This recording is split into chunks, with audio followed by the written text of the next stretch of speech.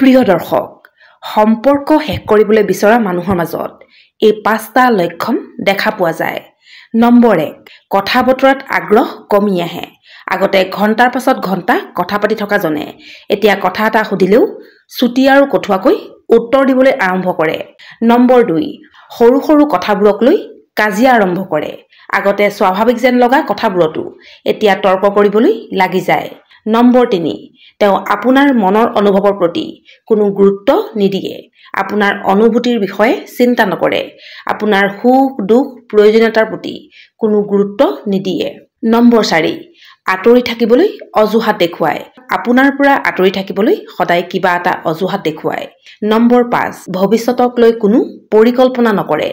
আপোনাৰ সৈতে কোনো ভৱিষ্যতৰ বিষয়ে আলোচনা নকৰে আৰু কথা পাতিবলৈ এৰাই চলে। যদি ভিডিঅ'টো ভাল পালে লাইক কৰি দিব, শ্বেয়াৰ কৰি দিব, লগতে চেনেলটো ছাবস্ক্ৰাইব কৰি দিব। ধন্যবাদ।